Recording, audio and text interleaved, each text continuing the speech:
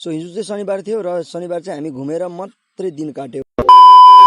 So all right guys, म चाहिँ brush गर्दै टक्क आज बिहानीको सुरुवात गरौँ भने त टक्क आमाले पनि चिया बनाइसक्नु भएको छ नि। आगो सागो तापी ओरी अनि चिया खान म टक्क बसिसकेँ। अनि चिया खाने बित्तिकै एकछिनमा चाहिँ टक्क आफ्नै देशी स्टाइलमा भात सात तताएर चाहिँ ल्यामलुम खाएर साथीसँग घुम्न जानु पऱ्यो भनेर साथीसँग एकछिन बाइकमा हल्लिएर अनि फेरि अब शनिबार त जानै पऱ्यो भनेर 100 रुपियाँ लिएर अब हामी बजारतिर घुम्न जाँदैछौँ। र टक्क अटोमा नि चढेर मस्त अब एकैछिनमा बस पार्कमा टेक्का छरेर के गरौँ भन्दा मोमोको ठेला पो देख्छु त है, के गरौँ त भनेर मैले ट्याङ्गै हाफ प्लेट भेज मोमो मगाएर चाहिँ ल्याम खानु सुरु गर्नु पऱ्यो भनेर खान नै थालेको। र यहाँ चाहिँ हाम्रो विश्वासी नै दाइ हुनुहुन्थ्यो र त्यति ल्याङ भएन र सिधै हामी बजार पनि पुग्यौँ 100 रुपियाँ लिएर, किनभने अघि त्यहाँ खुल्ला थिएन र 100 रुपियाँ चाहिँ छोड्यो अनि चटपटे खाएर चाहिँ अब टक्क अब निक्लिनुपर्छ भनेर ल्याम्की ल्याम चटपटे खाँदै अब हामी अर्को दोकानमा आएर चप दिजिए भनेर भाइ पनि आएको थियो एउटा चाहिँ, तँ पनि ल्याम खान्छ भनेर बस्यो। अनि चप भाइ त दुइटै समाइदिएर ओल्लो फेरि हेर न।